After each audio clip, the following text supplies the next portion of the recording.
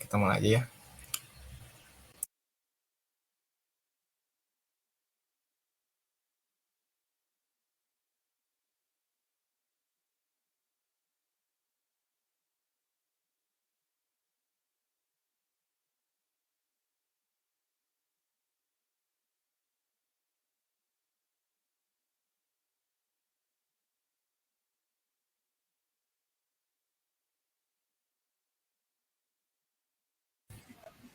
Nah, hari kita mulai. Sudah terlihat ya bahwa fase presentasinya sudah ada. Nah, pertama-tama selamat pagi semuanya.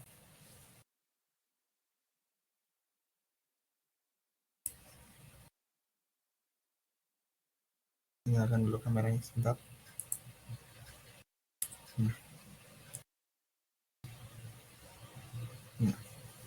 Pertama-tama nih, selamat pagi semuanya. Terima kasih untuk teman-teman yang telah menyempatkan untuk hadir dalam webinar ini. Saya Yami Sulaiman dari Magang Desai yang berposisi sebagai design engineer dan web programmer. Nah, di sini saya akan menjelaskan sedikit tentang materi yang berjudul Easy Going with PostgreSQL. Nah, kalau pada jarang ya mengetahui Postgres ini kan, di sini tujuan saya untuk memperkenalkan webinar ini memperkenalkan Postgres. Jadi ini memberikan sedikit tentang apa itu Postgres, pengenalannya, dan penggunaannya di industri. Pertama, kita harus tahu dahulu apa itu database. Untuk mengetahui Postgres lebih detail ya, pertama kita akan mengetahui pengertian database. Database ialah suatu pengorganisasian data dengan bantuan komputer yang memungkinkan kita dapat bentar, belum ini ya. Oh iya. Nah, pertama kita akan mengetahui tentang database. Apa itu database? Nah, ini database ialah organisasian data dengan bantuan komputer yang memungkinkan data dapat diakses dengan mudah dan cepat. Intinya mudah dan cepat dan organisasi data. Jadi kumpulan data-data. Nah, pengertiannya itu mencakup penyimpanan data maupun manipulasi data atau menambah menghapus data. Kita berbicara dengan database itu kan berarti memanipulasi data, menambah data, dan menghapus data. Jadi CRUD intinya. Create, read, update, delete. Bagian awam ini tentang penyimpanan. Nah, apa itu manfaat dari database? Manfaat dari database yaitu komponen penting dalam sistem informasi yang merupakan dasar yang menyediakan informasi. Jadi ini adalah kumpulan berbagai informasi. Nah juga database ini bisa menentukan kualitas informasi yang akurat, tepat pada waktunya dan relevan. Informasi dapat dikatakan bila bernilai bermanfaat. Nah juga database juga bisa mengurangi duplikasi. Jadi banyaknya redundansi itu dapat diketahui bila ada data yang sama atau ID yang sama tetapi atributnya berbeda, atribut itu isinya. Nah, jadi kalau yang berbeda nggak apa-apa, tapi kalau sama itu nggak bisa. Nah, database juga bermanfaat sebagai mengurangi pemrosesan tempat simpanan luar. Biasanya kan data itu acak-acakan nih kalau nggak database. Nah, di gambar ini nih ada berbagai macam database. Kalian tahu nih, yang ini Microsoft Access, yang ini Postgres, yang ini Oracle, yang ini MySQL, dan satu lagi itu kalau nggak salah teh Microsoft Microsoft SQL Server yang ini, MS Access yang ini. Oke. Sorry, saya lupa.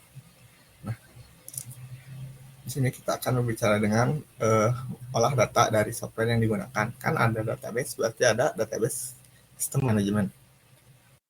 Sini nih, database sistem manajemen adalah sebuah perangkat lunak yang dapat melakukan dan digunakan untuk melakukan manajemen database atau mengolah data secara penuh, mulai dari menambah, mengubah, menghapus, dan operasi lainnya.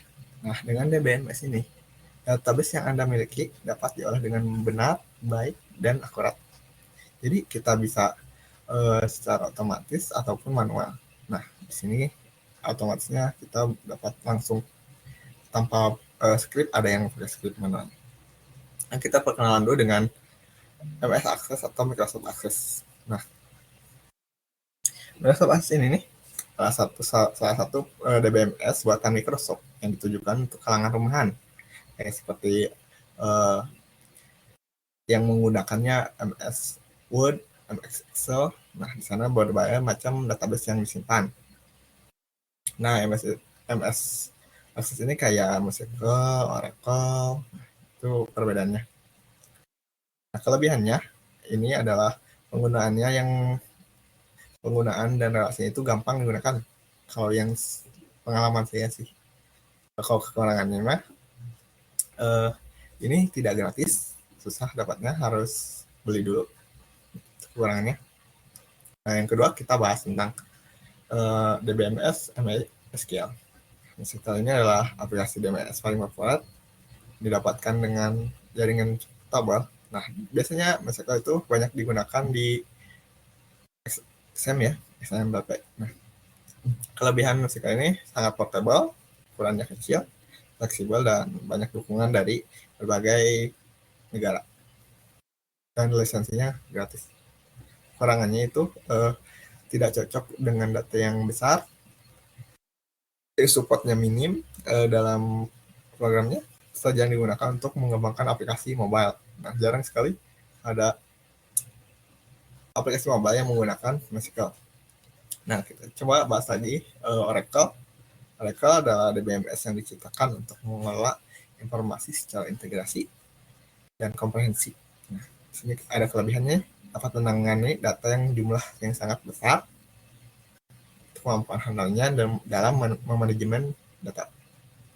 Nah, kalau kekurangannya, Oracle memiliki harga yang paling tinggi dari semua DBMS yang di sini. Nah, ini yang paling mahal lah. Nah, sekarang kita ke yang paling kita akan bahas, yaitu adalah Postgres. Nah, si Postgres ini tidak terlalu terpopuler atau tidak terlalu terkenal karena DBMS-nya ini sulit diterapkan di Windows karena arsitekturnya yang tidak terlalu cocok dalam pengembangan web. Nah, jadi jarang sekali ada yang memakai Postgres. Yang saya tahu itu di Azure gunanya Postgres sama Cosmos DB. Nah, yang terakhir nih ada Microsoft SQL Server, atau yang ini. Microsoft SQL Server ini yaitu RDBMS atau Relational Database Management System. Nah, berbeda dengan MS Access atau SQL Server. Nah, ini cocoknya untuk bisnis kecil banyaknya. Nah, gitu. Kita akan lanjut ke slide selanjutnya. Nah, sekarang kita bahas Postgres-nya. Tadi kan kalian udah tahu nih, Postgres itu adalah DBMS, Database Relational Open Source, yang selalu digunakan oleh perusahaan karena penggunaannya yang cukup gampang.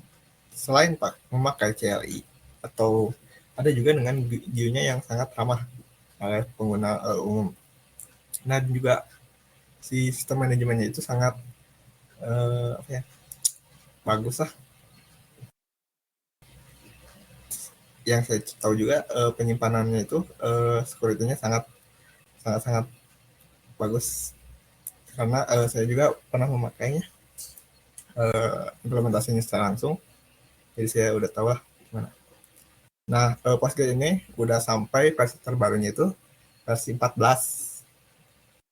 Nah, sejarah Postgres ini banyak sekali sejarahnya, itu dari pembuatan seperti yang mendukungnya itu kan sebagai AWS, ada AWS yang mendukungnya, Azure, dan Amazon. Semuanya itu lebih banyak memakai PostgreSQL. Nah, di sini nih, kalian bisa lihat nih, fiturnya ada banyak, dan olah data manipulasi seperti biasa kalau DBMS seperti ini. Nah, si Postgres ini database relasional yang open source yang digunakan oleh perusahaan.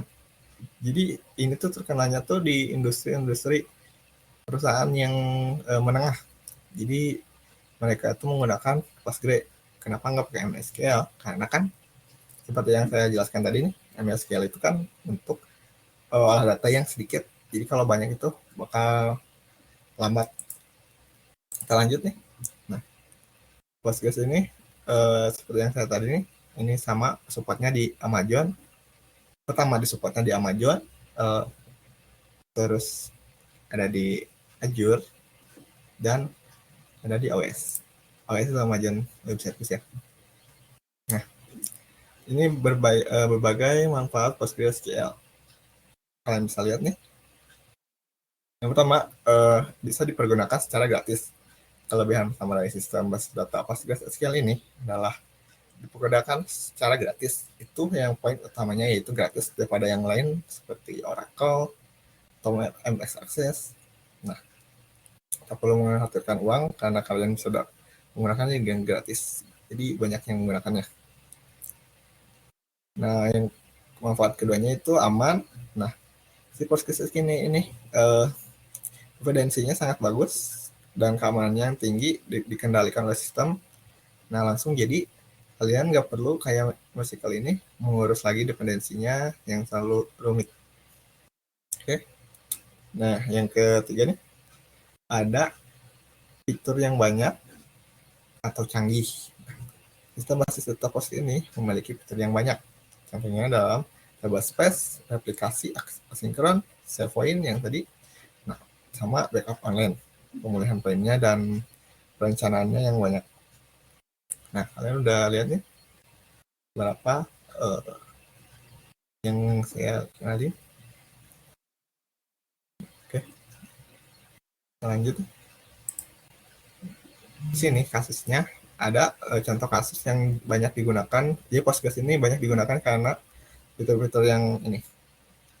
Yang pertama, ada belajar dari OLTP, dan tujuan umumnya, ada yang tujuan untuk bantu terbuka LAPP, terus basis data federasi, sama Postgres kalau sebenarnya di AWS. Ini kalau yang menggunakan AWS sangat terbantu sama Azure ya, karena saya pernah nyobain di Azure, sangat enak sekali nih pakai Postgres. Oke, selanjutnya kita jelasin nih basis data OLTP. Tujuan umumnya ini artinya nih startup dan perusahaan sama-sama menggunakan Postgres sebagai penyerap data utama. Jadi banyak diakuisisi dan banyak solusi yang ada di internet. Jadi mereka itu kalau online transparensinya jadi gampang. Nah, jadi kalau ada error apapun, solusinya ada banyak. Yang kedua adalah basis data federasi. Nah, di sini adalah membungkus data asing yang didukung dengan JSON. Nah, untuk terhubung dengan penyimpanan data lain seperti MySQL dan federasi sistem database yang polyglot. Nah, ada juga nih LPP-nya nih. Jadi si Postgres ini dapat menjalankan situs web yang dinamis, alternatif yang kuat seperti LAPP ini nih, artinya singkatannya Linux, Apache, Postgres, SQL, dan PHP, Python, dan Perl. Jadi gabungannya kayak SAMPP. Ini ada LAPP atau LAMP. Nah, sekarang kita bahas tentang yang di AWS. Nah, AWS ini menawarkan banyak sekali DMS tentang Postgres SQL-nya, seperti penyiapan, pengoperasian, peskalaan, penerapan Postgres. Nah, untuk menyiapannya itu banyak sih. Dan juga nih, kalau di AWS ini harga penyimpanan itu murah sekali. Nah, gitu. Di sini ada instalasi dari Postgres-nya. Kalau kalian di sini buram atau kurang jelas, nanti saya akan share ini di materinya ya di LinkedIn. Nanti saya akan kirim linknya di public chat. Nah, saya jelasin secara singkat aja. Di sini kalian akan setelah ngeklik instalasinya akan ada tampilan yang menunjukkan bahwa selamat datang di Postgres. Kalian cukup next, terus pilih tempat penyimpanannya di mana, terus stacknya di mana. Stack itu kalian nggak perlu checklist itu karena kayak fitur-fiturnya kalian lebih baik jangan dulu karena ngedownloadnya itu lama sama banyak. Nanti kalian bisa unduh di pas Postgres-nya lain. Sini proses instalasi. Nah, di sini kalian nanti akan membuat akun yang nanti saat diakses di PG admin atau di Postgres-nya. Di sini kalian harus ingat username sama password-nya. Terakhir ini instalasinya terakhir. Nah, sebelum lanjut memakai Postgres, kita akan saya akan menjelaskan sedikit tentang SQL. Karena ini harus jadi pengetahuan umum. Di sini ada SQL. SQL adalah singkatan dari Structured Query Language. Ini digunakan untuk database relasional. Database relasional itu yang saling berelasi. Database itu kumpulan tabel yang menyimpan kumpulan data yang terstruktur tertentu. Jadi saling berelasi. Nah, kalian bisa lihat nih bahwa SQL gambar itu kan ada dalamnya nih, di dalam database. Nah, kita langsung ke query SQL dasarnya. Nah, yang pertama adalah select. Select adalah memilih bidang yang ingin Anda tampilkan di bagian yang lebih spesifik. Jadi di mana kalian bisa memilihnya. Select contohnya ingin mencari orang sesuai dengan kriteria lainnya, misalnya dengan rambut, jadi memilih selectnya.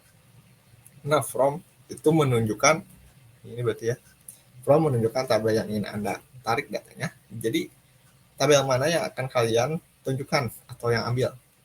Bagian sebenarnya kita sudah tahu nih. Misalnya kita akan memilih menunjuk suatu negara. Cukup kita ketikkan negara yang ingin kalian pilih dan diambil datanya.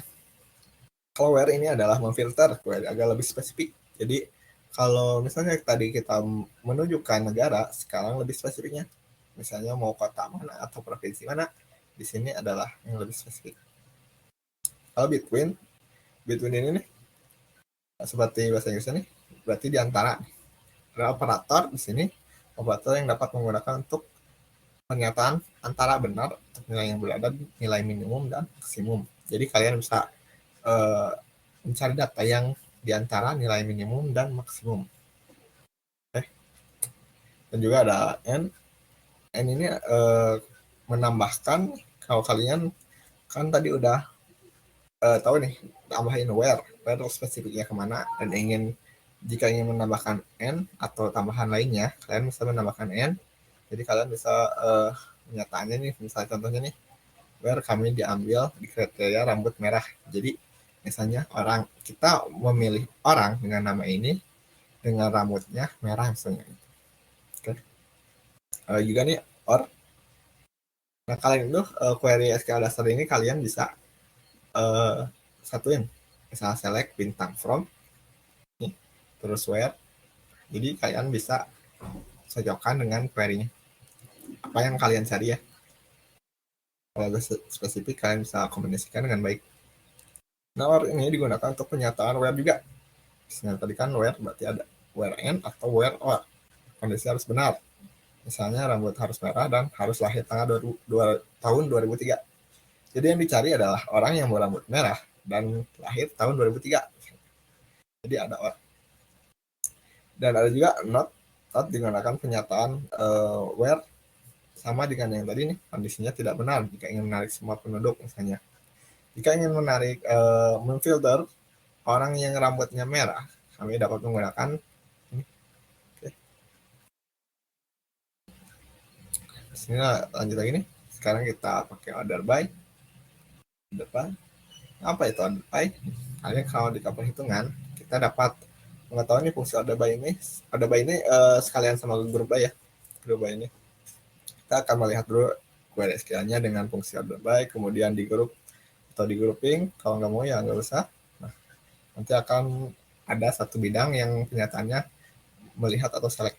Nah, kita cari dulu sampai ini beres, baru kita akan praktek di Postgres ya. Jadi sebelum itu kita akan tes pengetahuan nih, nanti kita paling bareng-bareng.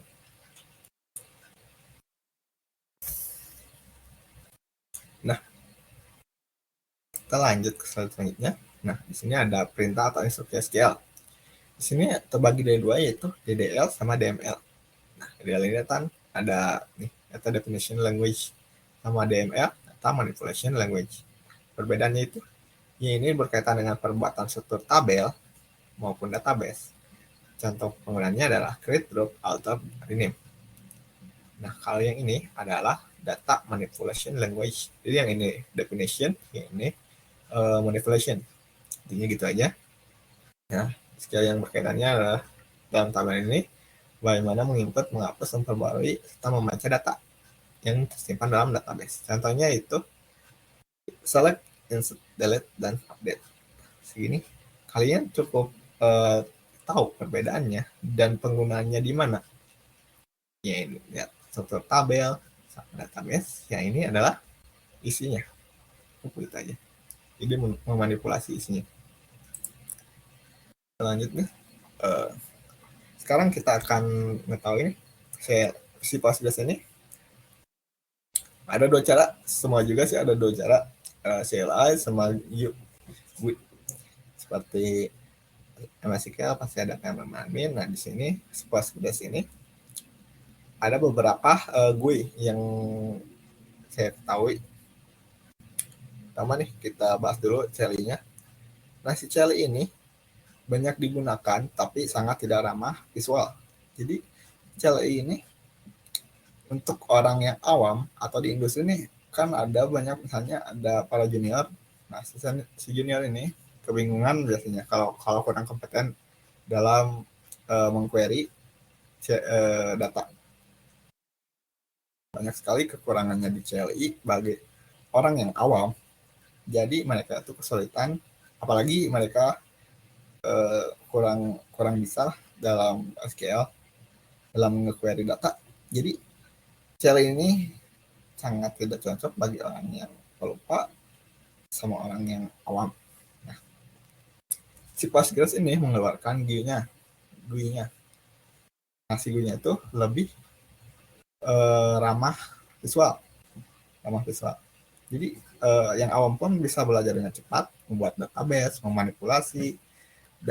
Kayak tadi ini DML, DDL, manipulation, definition language. Kita bisa langsung tahu nih bahwa orang awam itu langsung bisa, saya jamin lebih bisa lah, tapi tergantung orangnya, tapi nantilah. Nah, kita dapat mengenai ini jenis-jenis yang GUI yang saya ketahui di Postgres. Yang pertama ada pgadmin. Nah, pgadmin itu bawaan dari Postgres, kalian bisa install atau enggak. Pas instalasi tadi kalian bisa milih mau install pgadmin atau enggak. Pgadmin ini nih yang digunakan yang gratis. Jadi kalau ada sih yang berbayar si GUI-nya, nah ini gratis. Nah, ada manfaat dari si pgadmin ini nih.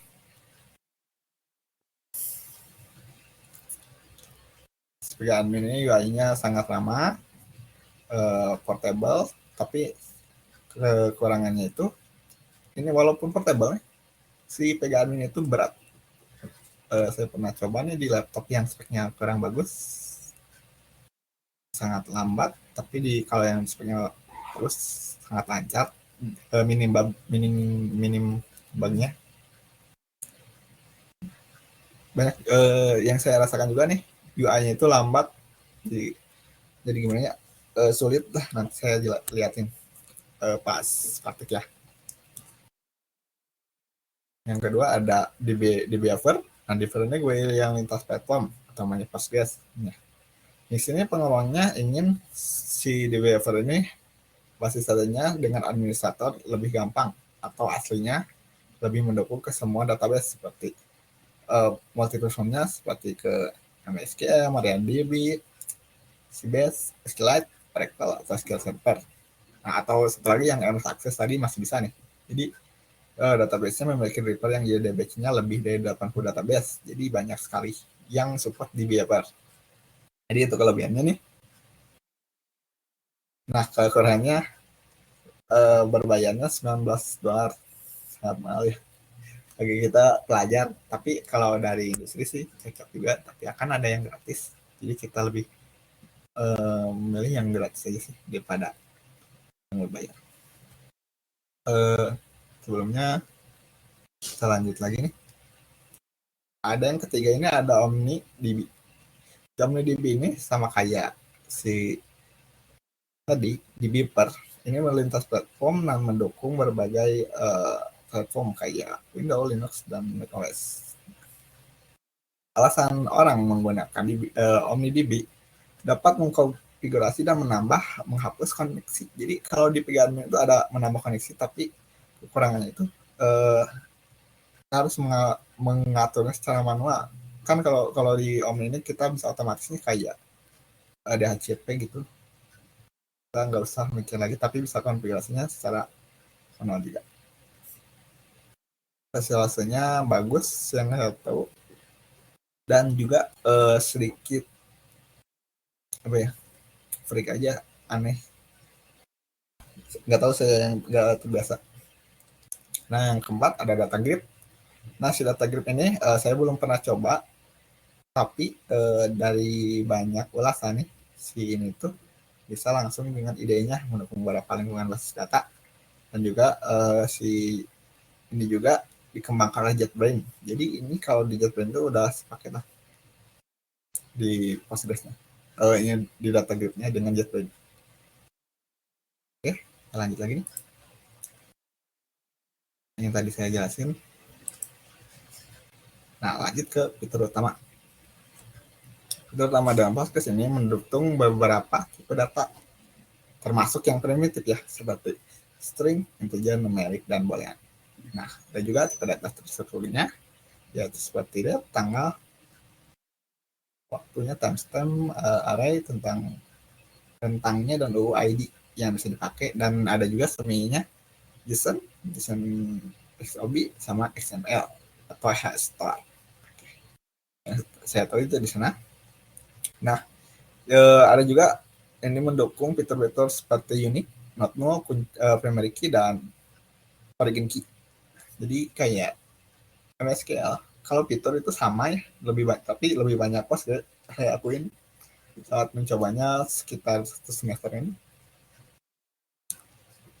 Tapi kelemahannya yaitu kalau origin key kita cuma bisa disediain ada one to many, many to one, ya sedikit.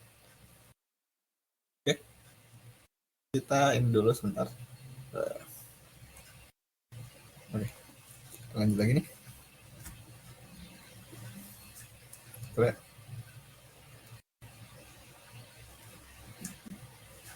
Oke, lanjut lagi nih. Sekarang kita bahas nih tentang hal-hal yang harus kalian tahu tentang Postgres dalam pengembangan.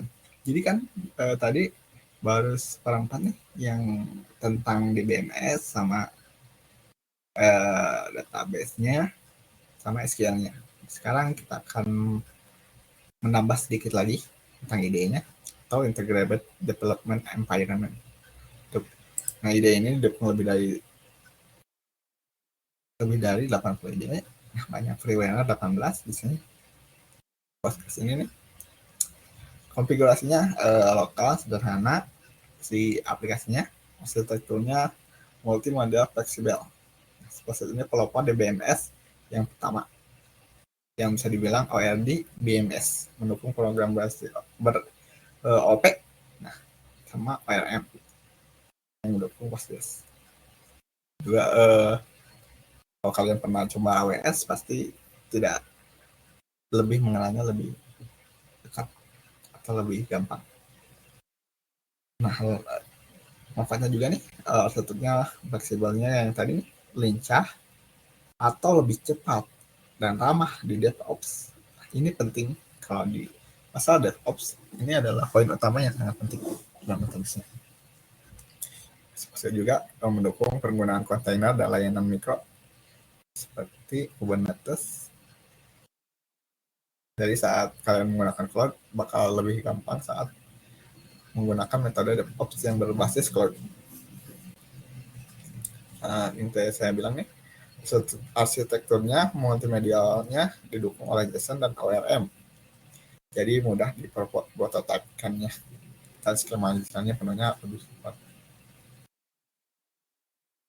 Nah, terakhir nih, Postgres ini sangat portable, membuatnya sangat mudah mereplikasi yang tadi tujuannya pengembangan, pengujian, dan staging.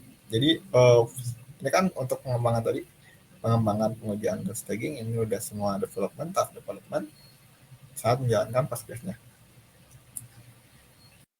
Juga nih banyak ditransisikan di cloud. Jadi emang banyak sih yang menggunakan Postgres dibandingkan MySQL.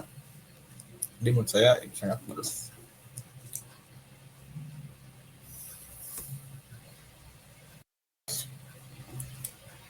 Nah, kita bicara lagi nih hal keren yang dapat dilakukan sama Postgres.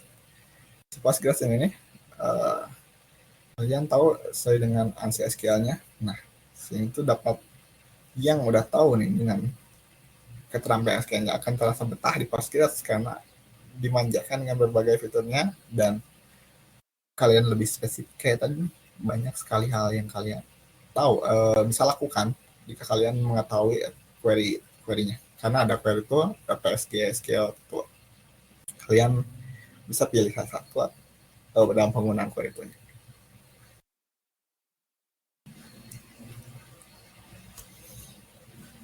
Nah, ada juga nih, jadi kalau di kalian simpulkan nih, si Postgres ini banyak sekali manfaat dan pasti ada kelebihan dan kekurangan. Yang saya rasakan ini kalau saat ini atau di industri yang menengah. Kenapa menengah? Karena harus mempunyai spek yang lumayan atau mid-end. Jadi ramahnya kalau di low end itu sulit sekali. Jadi ini cocoknya untuk industri mid-end. Simpulannya nih, kalau membahas si Postgres ini, mengapa si Postgres mendapatkan popularitas yang bagus dan banyak perusahaan yang memakai? Karena hanya Postgres ini dibuktikan dengan kehandalannya dalam mengolah fleksibilitas dan aksesibilitas dalam Postgres-nya. Jadi kalian bisa industri-industri lebih memilih ini Postgres dalam pengembangannya. Nah, ya, sekarang kita akan membahas nih tentang si trigger. Nah, kalian bisa baca nih, trigger dalam Postgres adalah fungsi yang dipanggil secara otomatis sampai terjadi peristiwa terkait apa yang terjadi di tabel. Nah, peristiwa tersebut ada insert, update, delete, dan ranked. Sini kita bahas dulu trigger yang berfungsi khusus digunakan untuk terkait tabel yang berfungsi dalam seperti insert, update, delete, dan ranked. Dua jenisnya ada. Di Postgres itu menyediakan dua jenis trigger utamanya, yaitu row level trigger yang diaktifkan setiap baris yang diinputkan diperbarui atau dihapus. Kedua ada statement level trigger. Nah, yang ini setiap kali kalian satu kali transaksi terlepas dari beberapa banyak inputnya, kalian dapat diperbarui atau dihapus secara otomatis dengan si trigger ini. Jadi kalian saya sih lebih memilih dengan statement level trigger daripada row level. Nah, jadi kalian harus tahu ada dua nih, statement level trigger sama row level trigger. Nah, kalian nih pengen tahu nih statement level ini dipanggil berapa kali nih sama kegunaannya. Nah, biasanya dipanggil satu kali statement trigger, tapi berpengaruh banyaknya saat mengupdate. Biasanya statementnya memiliki waktu 20 second per kali. Nah, ya, sekarang kita kegunaan si triggernya. Kalau ini masih trigger nih. Pertama, untuk menginstalkan sebuah fungsi pada suatu record saat update dan delete. Ingat, insert, update, dan delete, si trigger akan jalan. Nah, ada lagi untuk mengecek atau memodifikasi sebuah data pada kolom sebelum dimasukkannya dalam database, sehingga membuat si trigger ini dapat dipanggil setiap saat otomatis ketika sebuah row dimodifikasi. Ada fitur spesifiknya seperti mengejar trigger saat proses truncate dan kita menentukan state levelnya. Jadi kita bakal menentukan state levelnya pada tampilan view. Nah, salah satu kelebihannya lagi, saat kita akan membuat trigger ini, kita dipermudah oleh si Postgres ini. Kalau menggunakan Pg-admin atau GUI-nya, kalian bisa merasakan betapa mudahnya kita membuat trigger.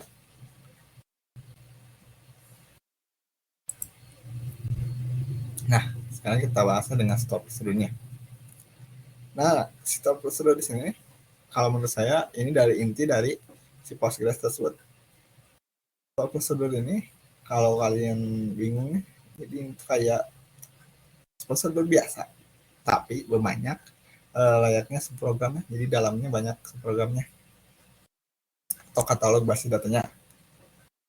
Pertama kita sebelumnya kalian sudah tahu ini prosedur adalah layaknya program yang tadi nih yang isinya ada banyak. Nah, kelebihannya nih ada kompilasi dan eksekusinya yang cepat saat mengeksekusi database atau query-nya. Nah, kalian pasti tahu nih ada stream sama batch datanya. Ada dua. Kalian bisa mengetahui bahwa dua data ini sangat selalu dipakai oleh industri-industri.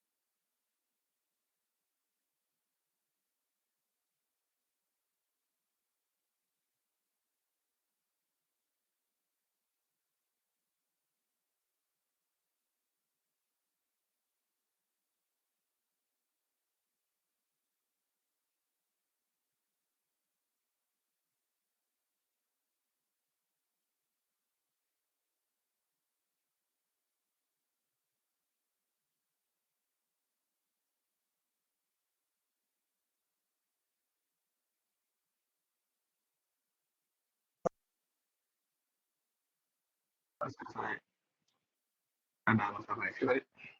Lanjut.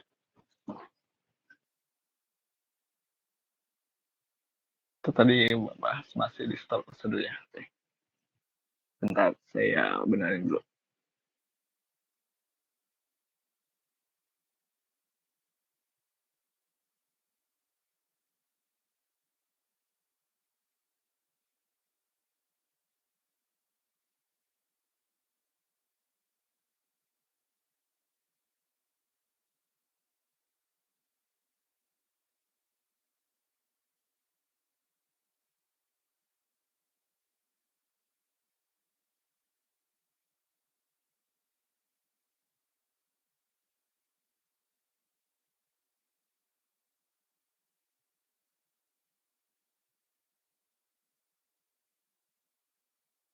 Sebentar, saya akan memperbaiki dulu koneksi saya. Takutnya error lagi.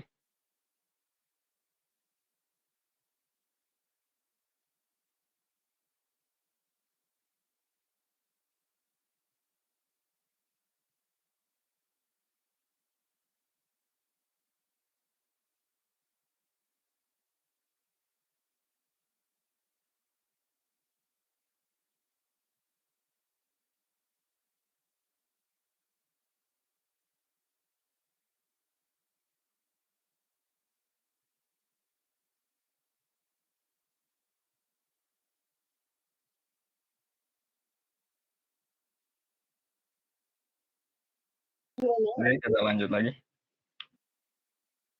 Tadi kita bahas tentang masih di store prosedur. Oh, kamera saya belum nyala lagi ya. Oke.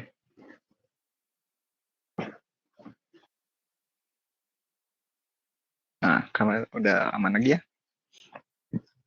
Tadi kita bahas sampai yang store prosedur. Nah, oke. Nah, seperti saya bilang nih, di Postgres ini utamanya itu store prosedur. Store prosedur ini kayak fitur utama dari Postgres ini kan trigger udah biasa nih. sekarang ada yang namanya store procedure. Yang seperti saya jelaskan tadi, store procedure itu kan kumpulan dari berbagai subprogram. Jadi dikumpulkan kayak berbagai program nih, kayak kan ada prosedur itu langkah-langkahnya nih, kayak ada function sama prosedur. Di sini prosedur itu lebih sama kayak function. Nah, setelah prosedur juga mudah dikembangkan dan dapat diubah kandungannya timbul berbagai. Bila ada data yang diinput otomatis akan perubahannya langsung terasa di prosedur ini dan pada server. Namun, di balik kelebihannya itu ada beberapa kekurangan seperti beban server yang di prosedur ini sangat mengganggu server atau sangat berat yang saya rasakan. Tapi correct me if I wrong. Jadi saya pernah nyoba sih, emang saat nyoba store prosedur itu berat banget. Sekarang kita lanjut aja cara penggunaan PG admin secara CLI atau Vue. Kita coba. Nah, ada dua. Kita nyalain dulu. Dan screen-nya.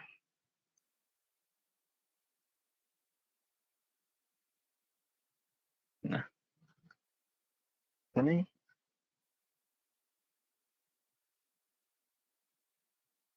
ada PG admin ya. Tadi ke close sebentar. PG admin sah. Kita akan buka dari awal aja supaya kalian bisa lihat.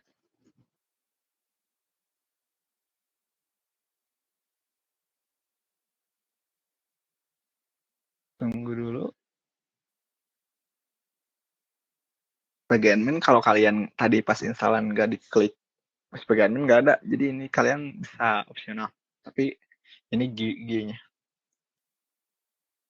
cukup lama loadingnya karena lumayan berat.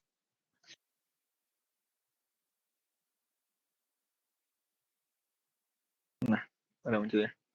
Nah, ini akan meminta saat instalasi kan saya sudah bilang nih, karena ada password sama username.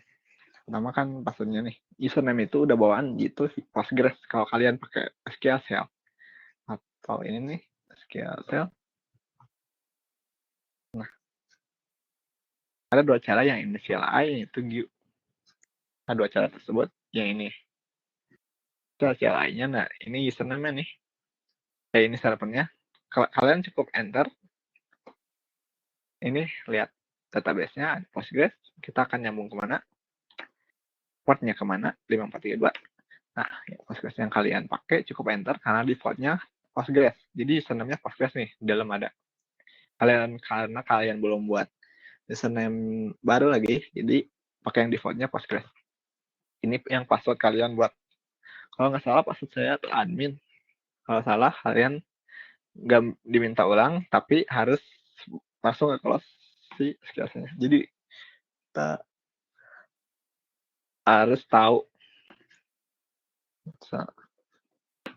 Nah, maksud saya di sini laptop. Kali ini kita udah nyambung ke database-nya, namanya Postgres. Oke, kita coba pakai dia aja langsung. Nah, nggak salah. Nah, di sini kalian bisa lihat kalian versi berapa yang kalian udah install. Cek dulu. Oke, jalan. Kirain nggak jalan. Nah, kalian install nih. Di sini, bentar, takut pusing. Ini dulu. Nah, di sini ada berbagai database yang kalian udah buat. Ini tampilan awalnya nih.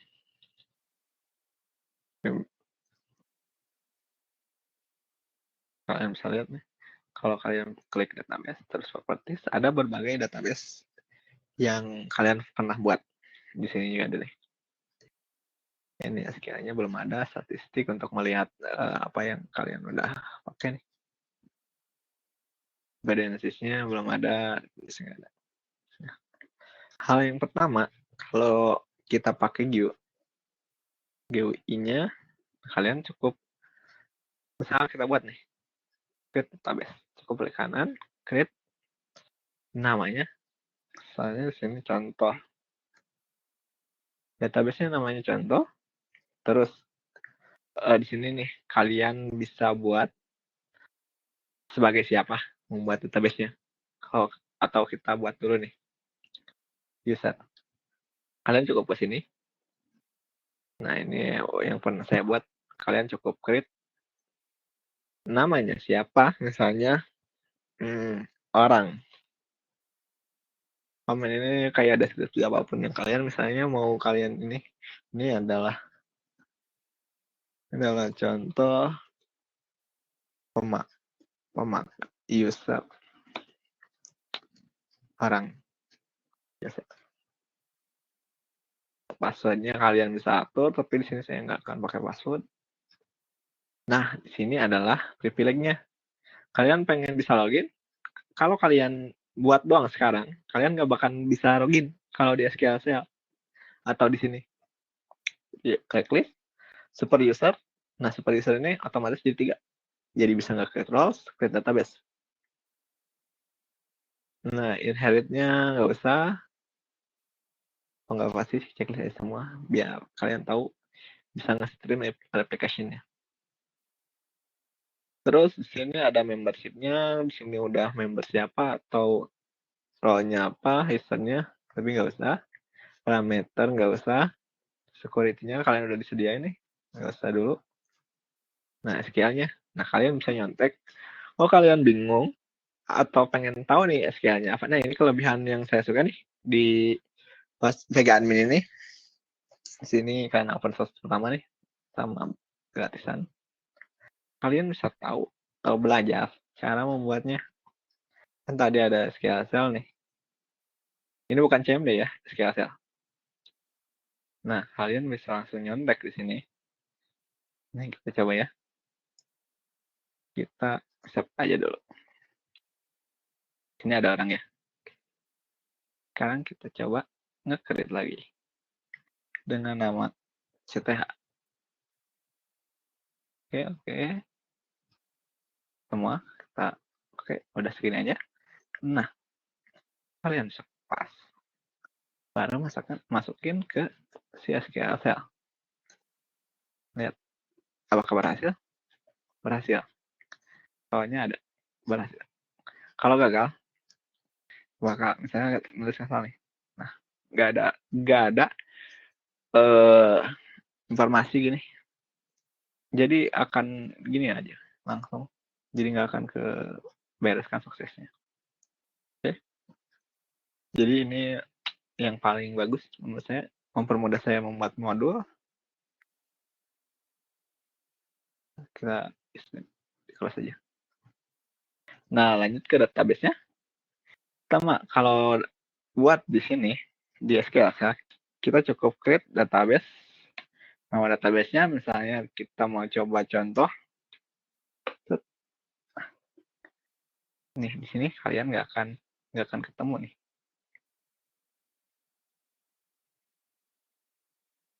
Nggak ketemu ya. Meski kalian refresh beberapa kali pun. Nah, ini ada tulisan create database contoh SDAD error, karena yang tadi saya ketikkan yang ini ada di sini. Nih, kita kerja lagi, baru beres. Jadi SQL saya ini menurut saya lambatnya di sini di CLI-nya, karena selalu kadang ada errornya nggak jelas kayak ini dan berhasil atau enggak. Ingat ada semicolon. Kita refresh di ini. Nah,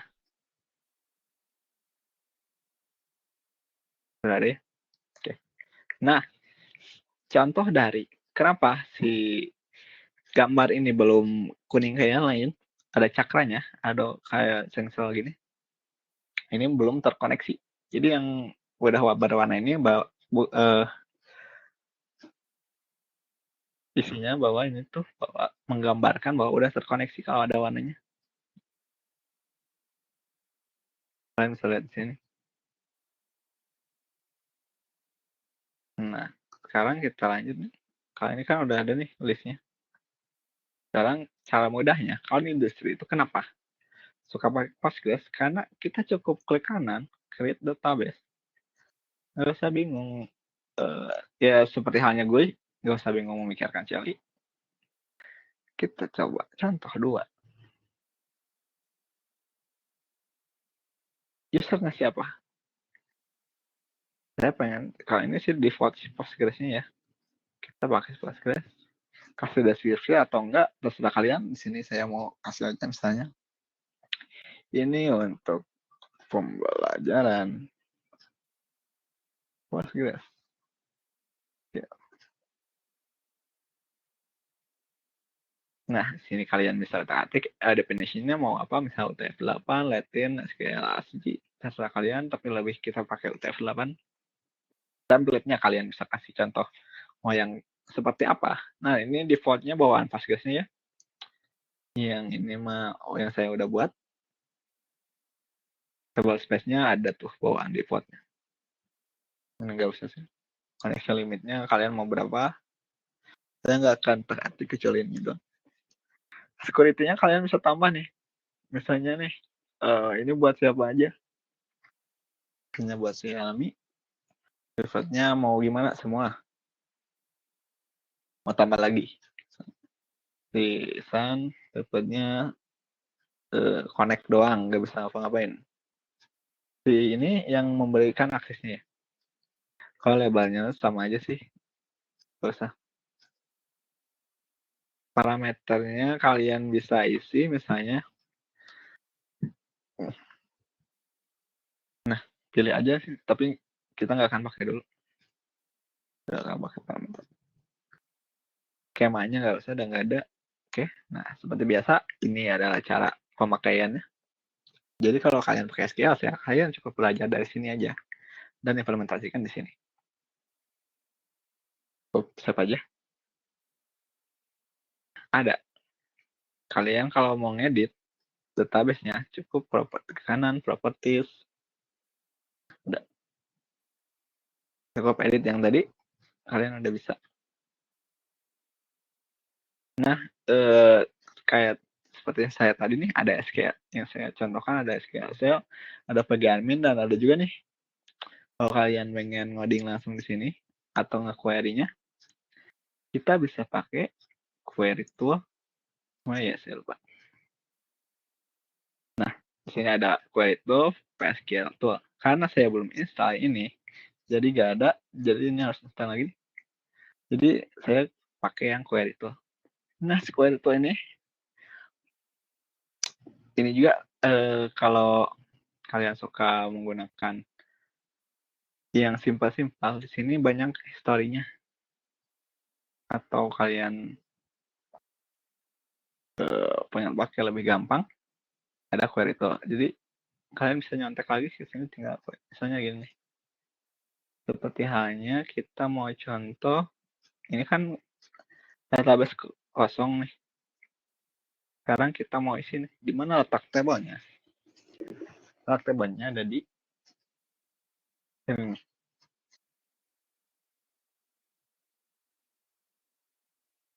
Letak tabelnya ada di skema. Skema, cari aja nih, ada tabelnya. Tapi di sini belum ada karena emang masih kosong. Saya jelasin satu-satu nih. Sini ada agregat. Untuk menggunakan agregat, pasti new collection untuk ascending, descending, domain di mana letaknya, FTS ini tuh untuk yang memakai servernya kalau udah parse sama, template-nya sama, foreign table yang relasinya kita dapat melihat yang berrelasi yang mana. Ini function nanti kalau kalian udah mempunyai function, kalian tinggal lihat aja di sini. Mau ke create juga tinggal create. Ini material karena belum ada. Operator belum ada, prosedur sama kayak function nih. Karena belum ada nih. Sequence-nya belum, table-nya belum ada, semuanya belum ada.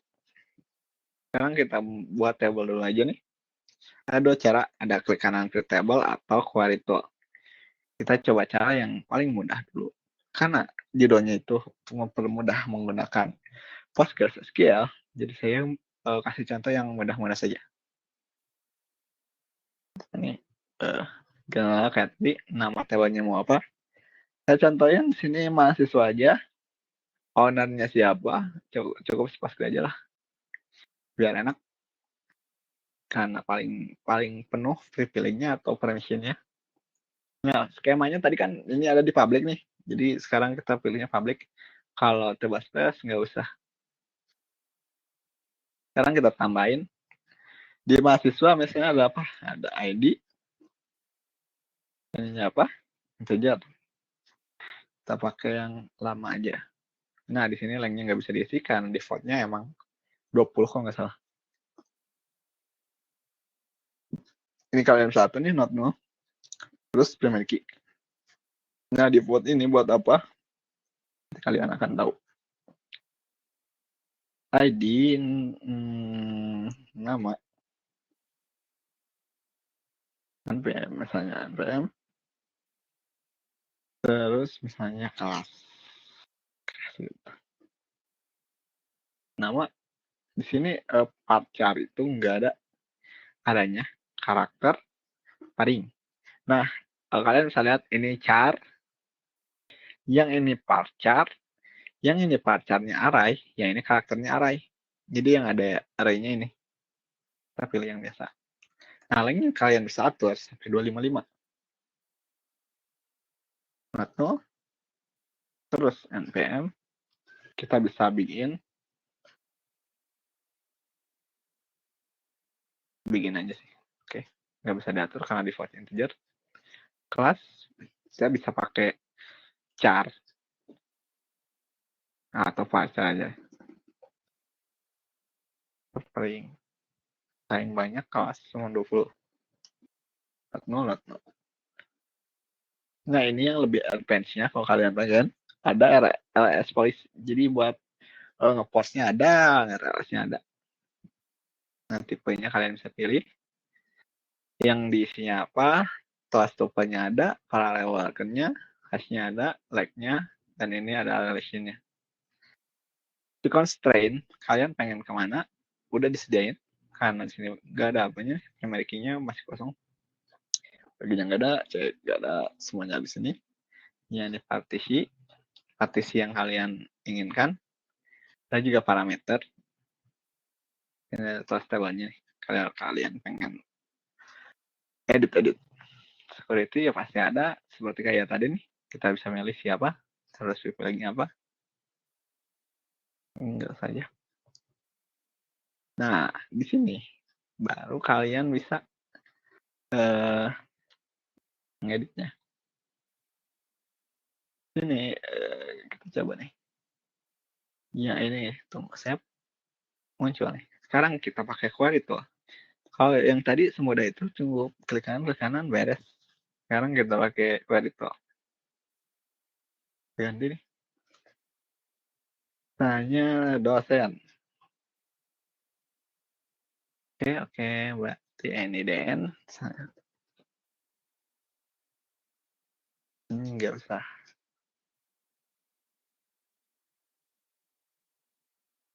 Kalian cukup ini. Nah, aku tulis script Java sukses. Nah, di sininya emang harus di refresh setiap kali.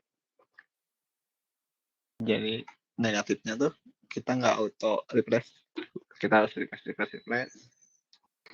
Nah, kalian bisa contek sini. Ini cukup copy atau mau langsung copy ke editor. Ini ke editornya. Sorry, sebentar ada gangguan. Saya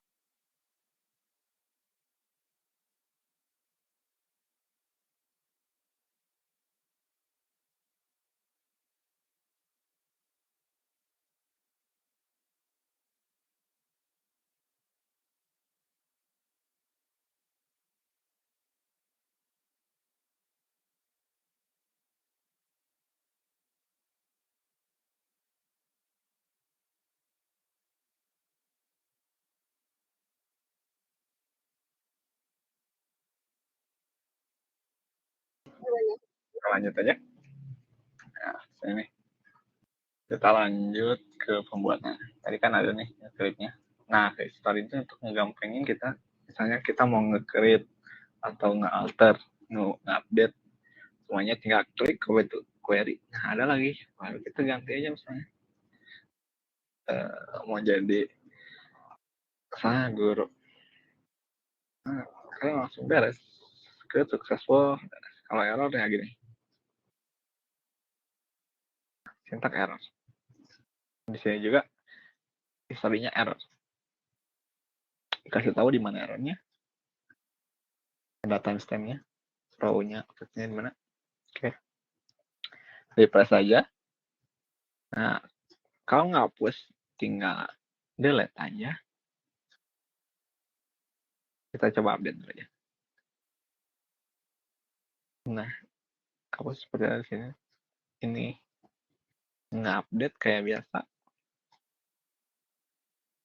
Nah, di sini nih kalian bisa lihat. Oh, ini dulu. Kalian bisa mengetahui bahwa di sini query tool-nya ada mengopen file. Ini dilakukan untuk nge-query tool alternative key-nya untuk memunculkannya. Yang ini untuk nge-save. Nanti kalau kalian nge-select table misalnya gini. Select from, terus nama table-nya dosen. Nah, kalian tuh bisa langsung isi misalnya satu Helmi. Gini. Nah, kalau kalian nggak save, ini nggak akan, si value-nya nggak akan ke-save. Misalnya gini nih. Kita run lagi. Nah, akan dikasih tahu bahwa ini nggak akan masuk. Nggak masuk. Kalau kalian pengen ke-save, cukup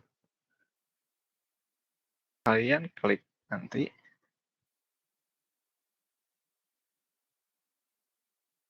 Nah, di sini untuk data. Kalau kalian run nih, udah ke-save, udah punya value-nya. Oke. Ada yang tanyain dulu sebelumnya? Kalau nggak ada, kita lanjut dulu aja. Nanti simpan aja pertanyaannya di akhir ya. Biar kalian lebih leluasa. Atau mau langsungnya nggak apa-apa, tinggal rasain aja ya. Oke. Nah, sekarang kita lanjut nih ke nge-delete. Udah ya, udah selesai. Oh, kasih contoh. Nih. Itu aja kalau penggunaan secara gampang ya. Jadi kita nggak akan bilang secara advance, tapi kan ini lebih menggunakan, kita berpikir sebagai pengguna industri yang lebih fleksibel, lebih cepat, dan cukup pilih. Jadi orang awam pun menurut saya lebih mengerti apa yang ditampilkan dengan Git daripada memikirkan dicari. Oke. Kita coba GPD Rentra yang udah pernah dibuat nih. Kita buat di sini bisa nge-generate IAD. Nah, nge-generate IAD ya. Nah, kekurangannya lagi, si VGAdmin ini, lihat berantakannya gimana. Kalau kalian pakai VPMadmin itu lebih enak ya kalau tampilan. Kalau di sini tuh nggak enak. Nah, sebentar, sorry.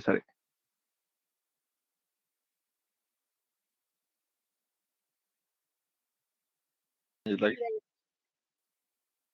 Nah, ini tampilannya sangat-sangat. Sebenarnya kalau ininya bisa dipindah-pindah dengan rapi sih enak. Nih, kalian kita coba nih, gini. Tuh. Kalian bisa lihat bahwa tampilan itu sangat tidak menyenangkan kalau genapnya asal-asalan. Jadi kalian harus rapihin sedikit ini adinya. Nah, kalian bisa lihat nih ada di sini fitur-fiturnya, mau di-save project-nya atau enggak. Nah, ini nge-generate-nya, mau di-generate secara langsung, ada. Nah, ada ya. Nah, kalau kalian ini tuh ada berbagai kayak tab-tab yang kalian buat, kalian bisa close-in satu-satu. Nah, di sini ada relation-nya, ada one to many, many to many, kalian bisa atur sendiri. Ini kemana misalnya, ini kita aja dulu. Ini misalnya, bakal gimana? Nih, to many to one, many to many. Nah, di sini nggak ditampilkan isinya atau lengnya, karena di podcast ini lengnya itu jarang diliatin. Jadi cukup ada nama, tipe data. Ya, ada nama tabelnya rental, skemanya public. Kalian bisa lebih dikecilin. Ini untuk IAD-nya sangat mengecewakan kalau menurut saya.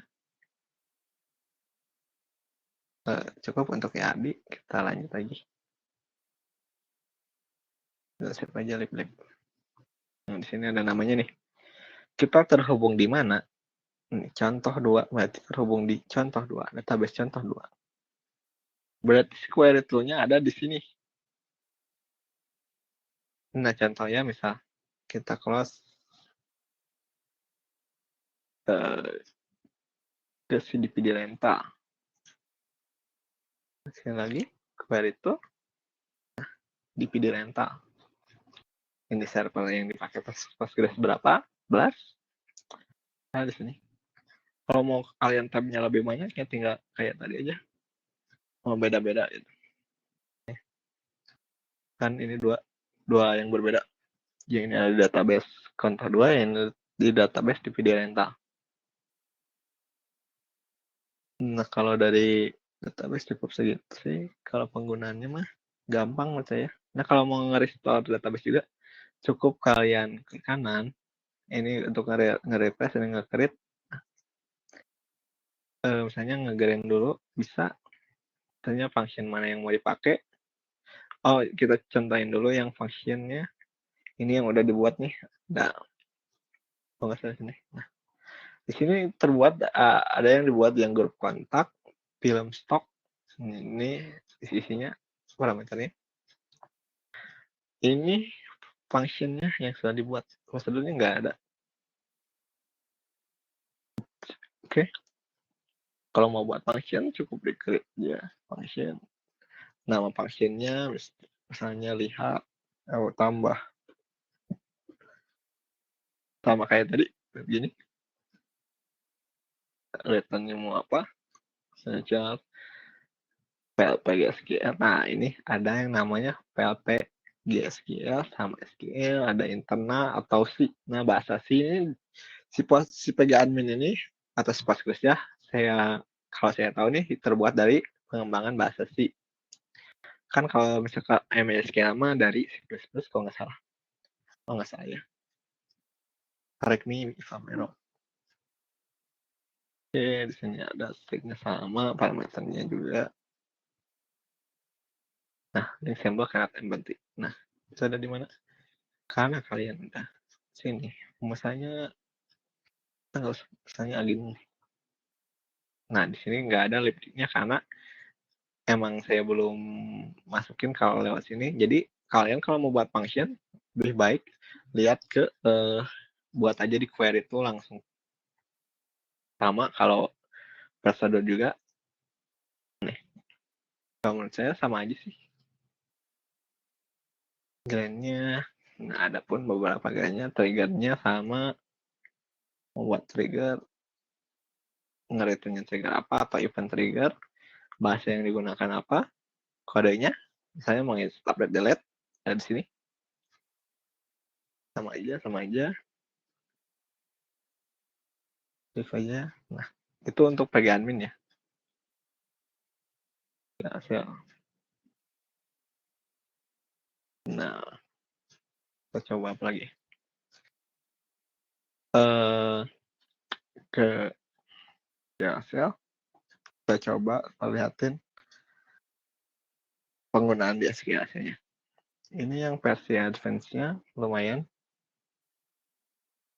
sedikit advance kalau menurut orang awam. Wow, bentar, ada legal. Mana yang ini kalau nggak salah. Oke. Oh, belum terbuka, bentar.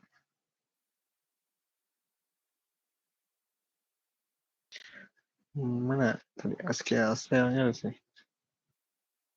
Nah, kita bisa melihat nih list database-nya. Login kayak tadi dulu sebentar. Lab tip. Oh, oke. Kita lihat yang di dalam database-nya ada apa. Oke, salah. Sorry. Di sini kita bisa lihat apa aja database yang ada. Kan tadi kita cukup lihat nih bahwa udah disediain di Google. Oke, ini kita harus backslash list. Nih ada Bidadata, kampus binatang, latihan. Kita tadi udah cobain yang create, sekarang kita coba nge-drop. Ini masih banyak sih, biar enter dulu. Oke, nah udah. Kita drop database. Terus database-nya apa yang mau dihapus? Contoh, iyalah, contoh.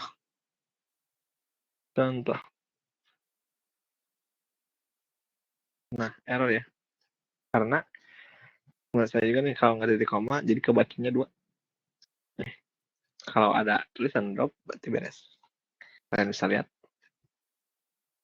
Terus lihat. Contoh udah hilang. Oke. Nah, sekarang kita coba nge-connect-nya. Kita connect ke contoh. Ada tulisan ya no connect to database contoh 2. Jadi ini udah connect kedua. Ke database yang namanya contoh 2. Sorry. Ngedrop udah tadi. Kita coba buat user kali ya. Coba create user. Sebenarnya create user dulu udah beres. Create user misalnya.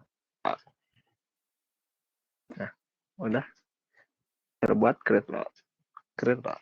Nah, di sini tuh kita connect-nya ke contoh, ke database yang tadi contoh 2, karena kita connect-nya ke contoh 2. Coba kita slash D. Nah, slash D-nya kemana? Ada. Di database ini ada 2 table, yaitu dosen sama mahasiswa. Kalau satu lagi, DU. Ini memunculkan database user atau role-role yang ada. Sini ada tadi yang kita buat, ada edit, help, pen, dan lain-lain. Nah, ada attribute roles-nya. Misalnya dia bisa ngapain kayak tadi nih. Dia itu bisa nge-create, bisa login atau enggak. Nah, di sini si sales cannot login karena nggak bisa login. Dia dibuat cuman create user sales. Jadi dia nggak bisa ngapain. Bahkan login pun nggak bisa. Kalau kalian pengen, harus kalian kasih privilege. Misalnya yang ini nih. Sorry, keluar. Mana SQL-nya?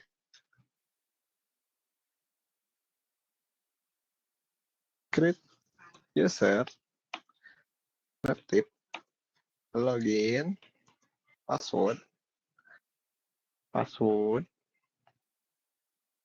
terus jangan lupa ininya. Passwordnya mau apa? Kalau password kasih. Kutip. Misalnya nanti juga. Terus, dia bisa ngapain? Nge-create DB, nge-create role, valid until, atau bisa diakses sampai kapan? Kita bisa semua. Ya, misalnya ini kayak sampai besok. Usernya sampai besok. Ini kita contohnya 2030 0101. Ini misalnya. Oke. Koma jangan lupa semikolon. Nah, tip itu udah ada.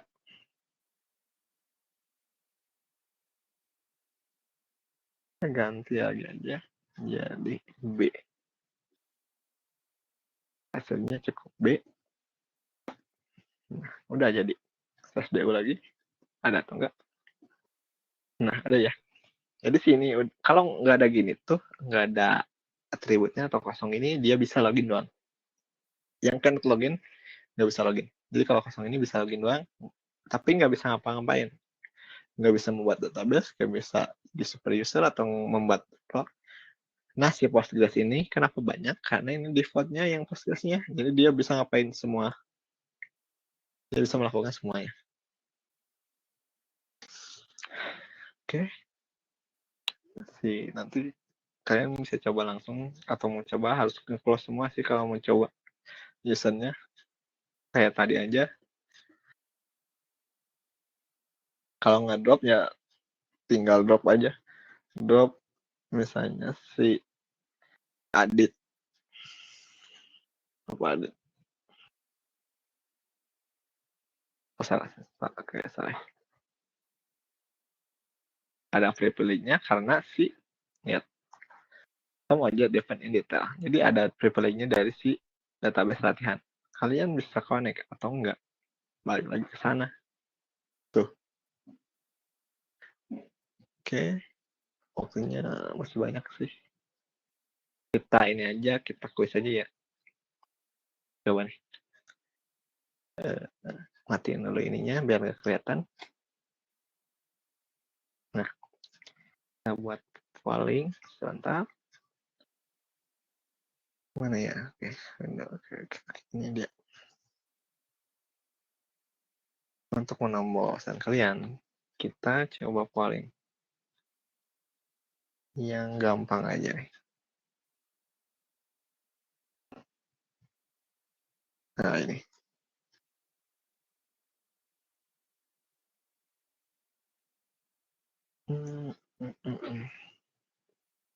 Kita BCD aja biar enak.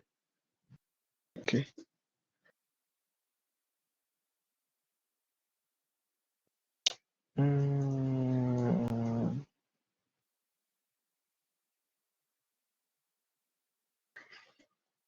Bentar, saya buat soalnya. Kita coba. Kalian masih ingat atau enggak?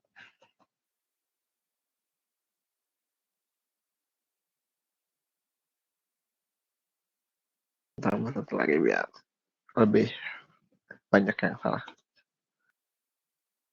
Oke. Tapol. Nah, saya tunggu nih. 3 menit aja. Kalian bisa isi.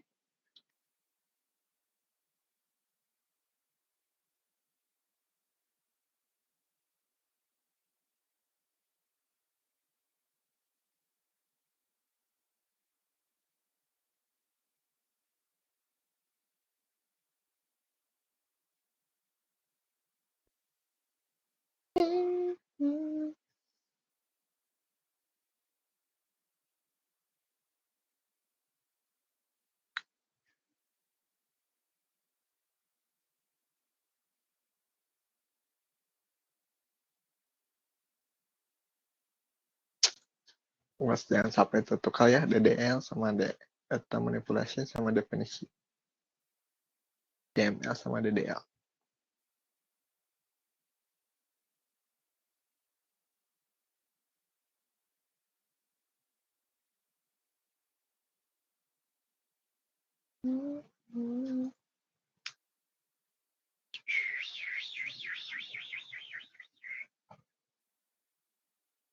Masih ada 4-6 orang lagi. Saya tunggu bentar lah. 2 menit lagi lah. Oke. Saya izin minum dulu sebentar ya.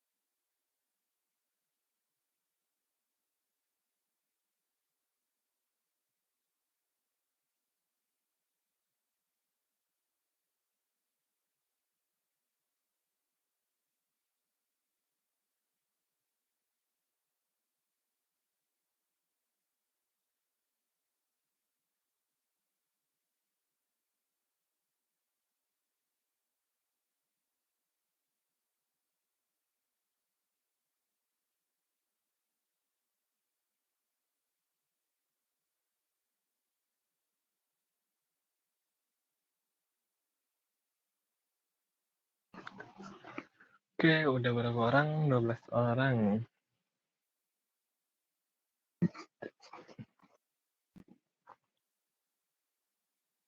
Hmm,